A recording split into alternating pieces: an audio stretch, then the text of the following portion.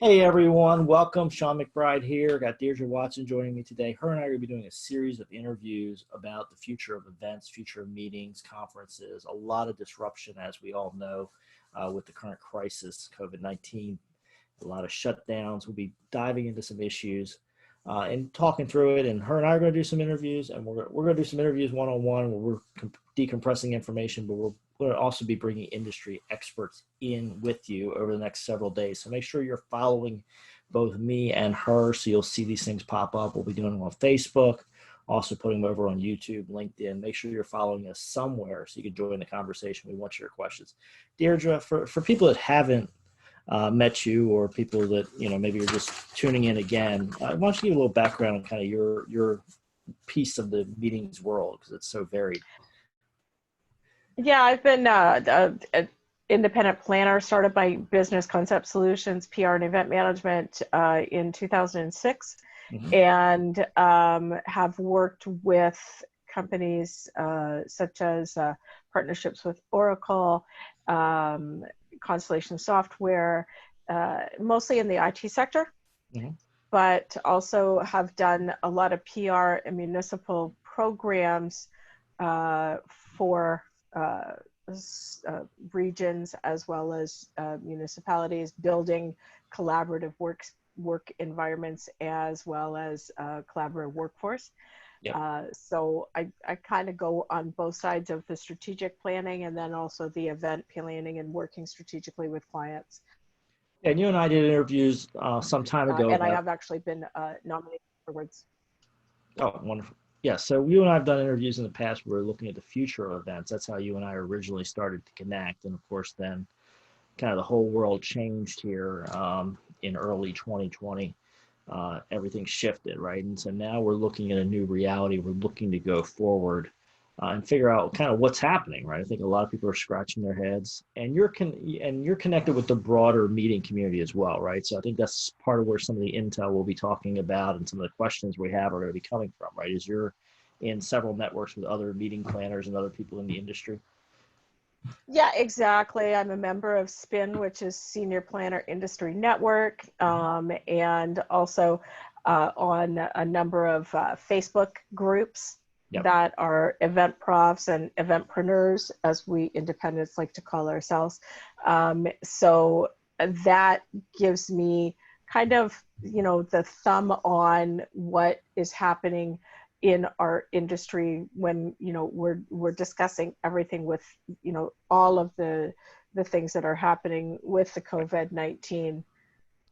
Yeah, and so let's jump into it a little bit, and we'll kind of go through some of the questions we've been seeing. And again, if you're watching, wherever you're watching, drop comments, send us an email, get in touch with us. Let us know what questions and issues you have, because we'll be doing a series here. We'll bring other experts in, so we want to hear from you what questions you have. But Deirdra, I think the most obvious thing for a lot of us is, travel just stopped, right? So effectively, people either have stay-at-home orders in their location. Non-essential businesses have shut down. Obviously, a lot of the venues are shut down. So for most meetings, they're just not practical, right? You can't do an in-person meeting right now.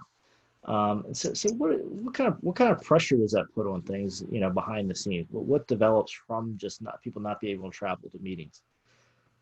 Well, the restrictions are, of course, you don't have that face-to-face. Yep. The travel restrictions are you can't fly to go to a conference or have a meeting, and it really, especially for the airline industry, it's put almost a complete stop on the airline industry.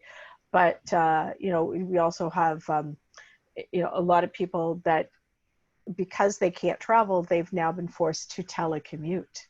Right. Because many offices have shut down. So the restrictions on travel, there was an influx of people trying to get back.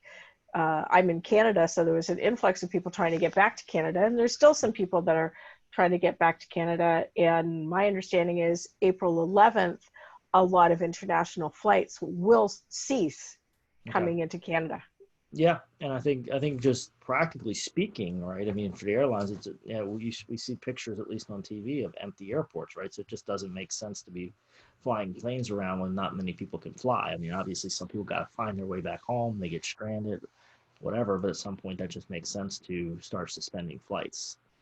Yeah, and this is something that the industry has never seen before, like worldwide.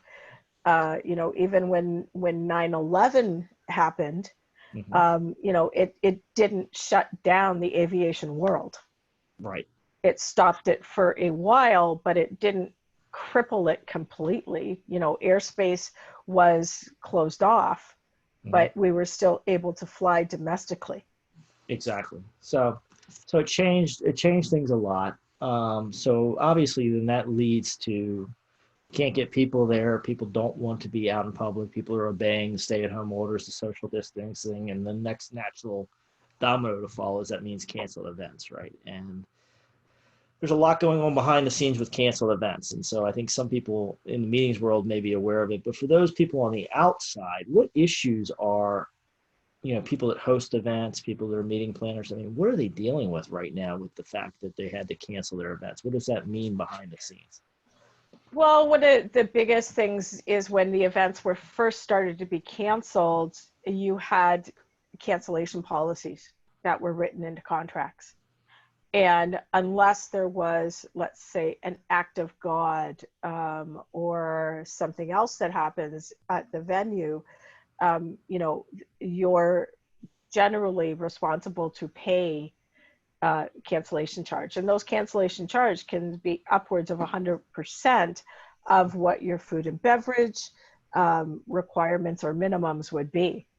And then you've got cancellation of hotel, cancellation of speakers, cancellation of travel. It's kind of, scrambling to rearrange, even look at future, what can, where can we put this event, or are we even going to have this event? Yeah. So it was like a domino effect. First the travel industry, and then and then events seem to be hit like right away as soon as the COVID-19 hit. Yeah, events were one of the first things to go, right? Because exactly, people said, hey, this is a risk, do we have to travel, et cetera. So it's one of the first to get hit. And, I think, it's not been a clean process because, for one, I don't think this was this wasn't on most people's radar that this was a possible event, right? That we could have this kind of pandemic where everything shuts down and everybody has to, go back home, right? Before we've had hurricanes, tornadoes, landslides, other things might disrupt an event in one city or one location. This is the entire industry at one time, and people didn't really think about how to allocate that. So there's a lot there, right? There's a lot to unpack, and then a lot of these contracts didn't contemplate this exact scenario. So there's the who takes the loss, who takes the disruption. What do you think this means for the future of events? I mean, everybody's sorting it out now. How do you change your event planning in the future, knowing that this has happened and, with the potential of this happening again someday? Well, I think what's going to happen, and I have had conversations with a number of industry people and planners, not just planners, but people in the AV industry and suppliers, that what's really going to happen is that companies going to look at the model of doing conferences and events. And what does that look like moving forward? How much budget to allocate towards that?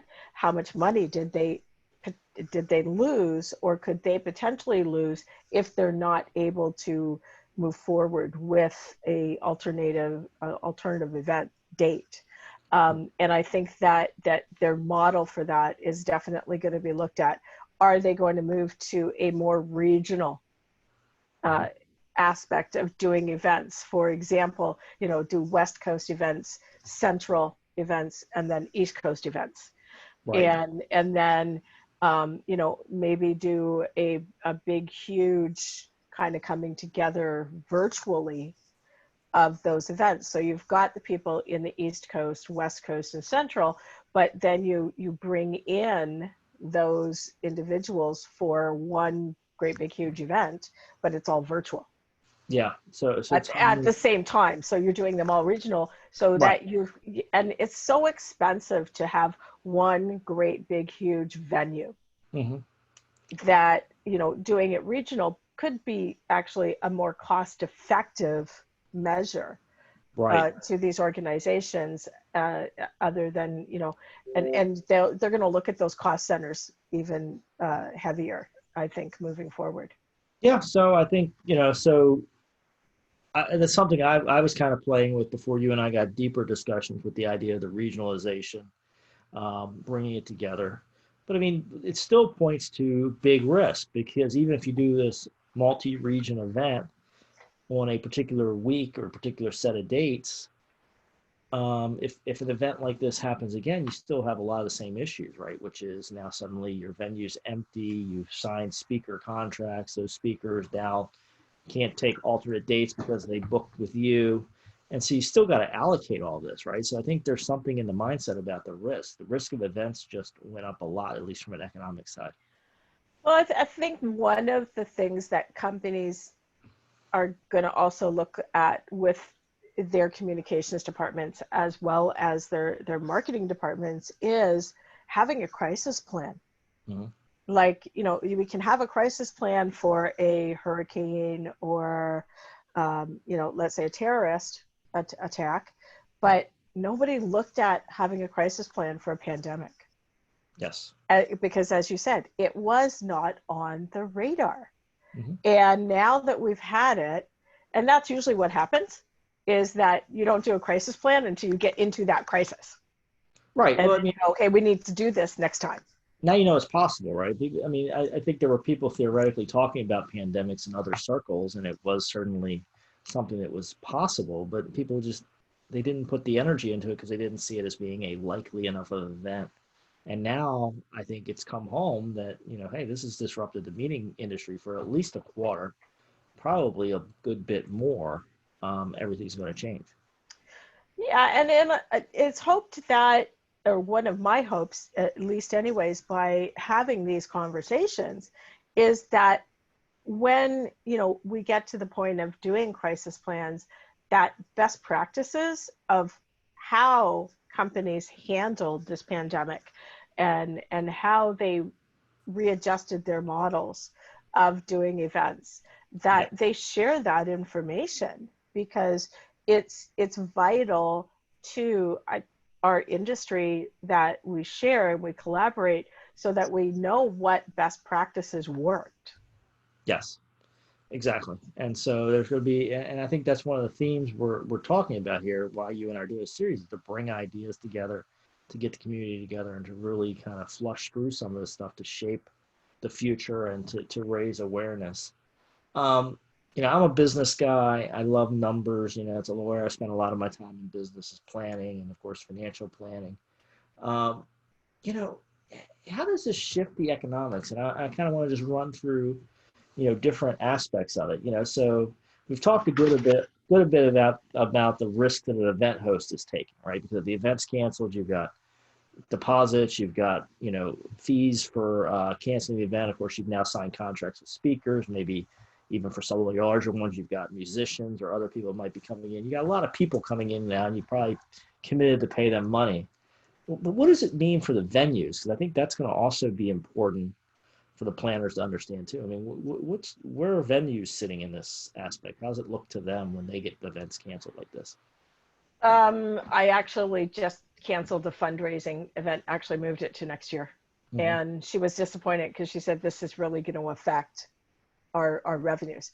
And we know that, it does affect their revenues on a large scale, because these revenues, although they are not, say, for example, they might take place later in the year, but depends on when they were signed. So for example, if I sign an agreement last December for an event in June, that revenue is allocated to that year. Yep. Right? So now because of COVID-19, I've had to cancel that and maybe move it into another year or cancel it altogether. So I may have to pay a cancellation penalty. Yep. But it's still affecting the overall bottom line of the venue's revenues. So they may in essence not be able to have the staff moving forward. Right. And have to take into consideration what they will charge moving forward. Yeah, because they now have in their head the risk that, hey, we lost a whole, whatever this is going to be, a quarter or maybe half of our year we lost this in 2020, right? So exactly, by the time this pans out, now a venue has to, you know, because they've got the mortgage, they've got to replace the carpet, they've got to keep the paint looking good. Because I mean, you know, those of us go to a lot of conferences, speak at conferences. I mean, they vary in quality, but there's a lot of upkeep costs in keeping a venue looking conference quality. Now you're dividing that cost over less conferences in a year potentially, at least maybe in 2020, definitely, possibly 2021, and maybe even going forward, you have to plan for the possibility that you'll have a conference where you have another year where you lose part of the year. Yeah, and does staffing, will it eventually affect your event when you're back at their venue? Will they have the staff on that they were originally going to allocate to you? Yeah. You know, and that's the questions to ask when you are rebooking. You know that you need this many staff. Are they going to be able to bring in that staff for your event? Right. Are they going to, you know, we know that there's cancellation clauses, but as a event planner, you know, are the event cancellation clauses going to also include, you know, pandemics? Are they also going to include shortage of staff? Yeah. Well, you know, I think those are conversations to be had, and it's a risk allocation, right? And maybe there's insurance that comes in here at some point, but you know, this looks awful risky to an insurance company too, right? I mean, the problem is when you have these disruptions, there's money that's lost, and somebody has to take the loss. Yeah, and even as, you know, for example, if you the event hosts, you know, what my recommendation is that, you know, you're going to have to put that in your budget now. Mm-hmm. You know, they you know, on a side budget, here's, you know, just in case. Yes. And I've been in that situation myself where a number of years ago, I was working on a conference in Cuba, and due to some legislation in the US, we had to cancel the conference in Cuba. Yep. So, but we already knew that may happen. So we had written in cancellation clauses into all of our contracts with our suppliers. Yeah. And so that's one thing that has to be written in, whether you're an independent planner. Okay, this is what's going to happen if this event has to be canceled. Mm-hmm. An event host, okay.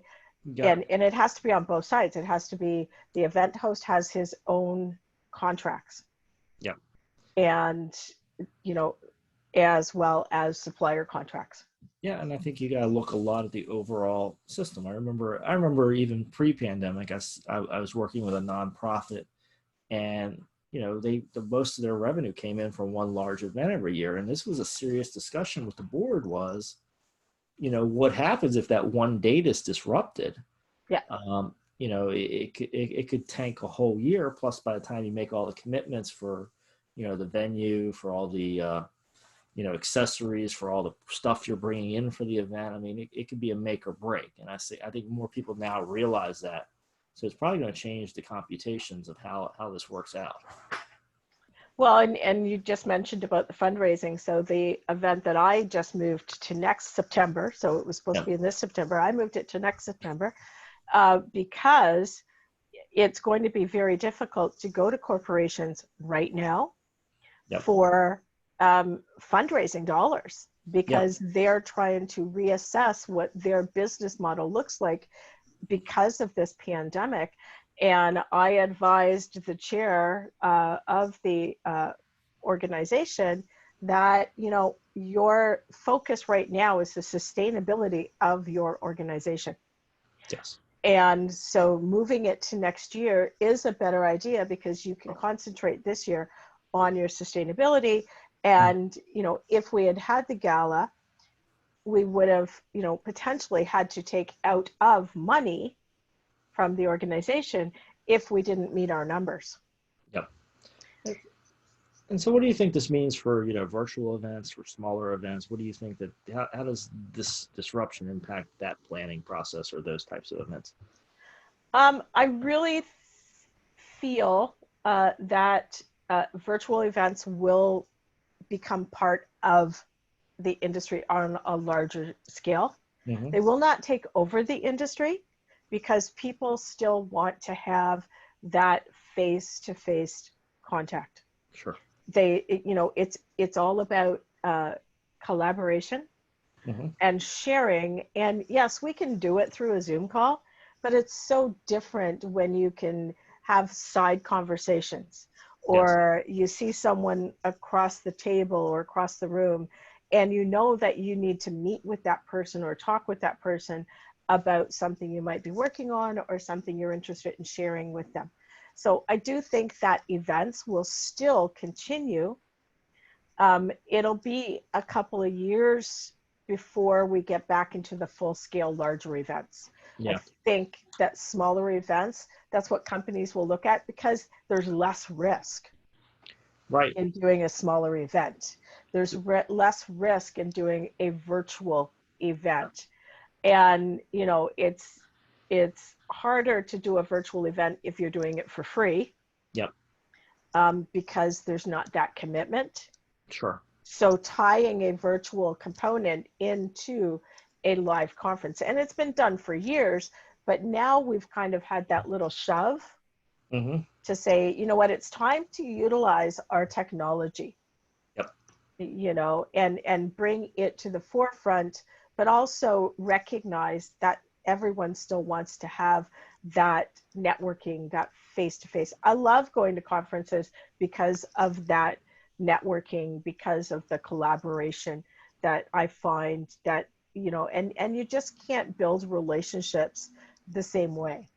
Exactly. I think, and I was talking to somebody the other week, I think that's a lot of reason why people go to conferences, that X factor, right? That you bump into somebody at the cocktail party, you see somebody, you know, you see somebody on stage, you have a quick conversation with them.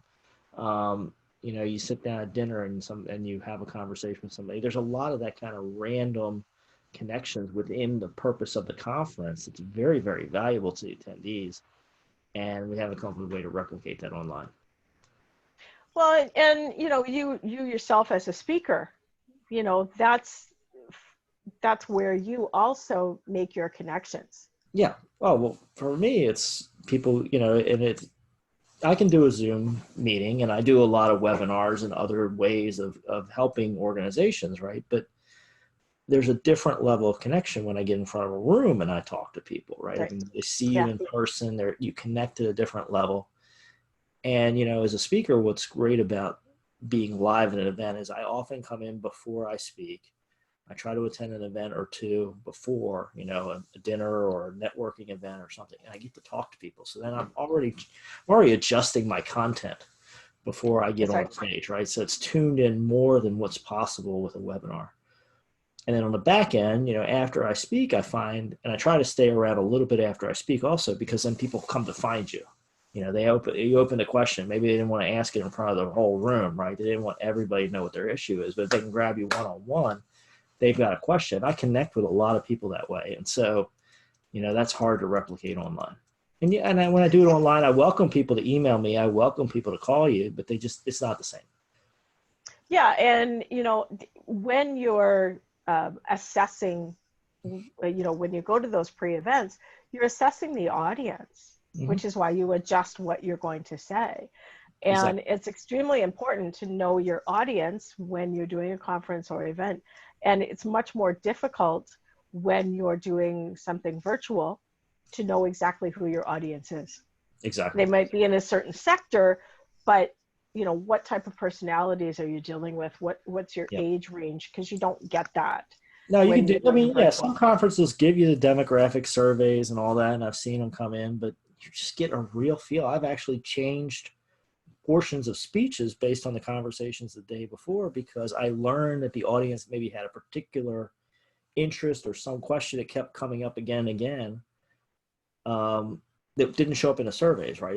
It's just something that was on their mind. It's a part of their conversation, but it didn't hit the survey for some reason, and you can't replicate that online. So No, I think we both agree it's going to be an interesting flux. I'm looking forward to bringing some other people on. Folks that are watching, again, follow us, our Shawn McBride, Deirdra Watson. Make sure you're following us on social media, Facebook, LinkedIn. We'll be doing this on YouTube on the Best in Events channel. And we'll be bringing other experts in. So if you have questions, let us know, reach out.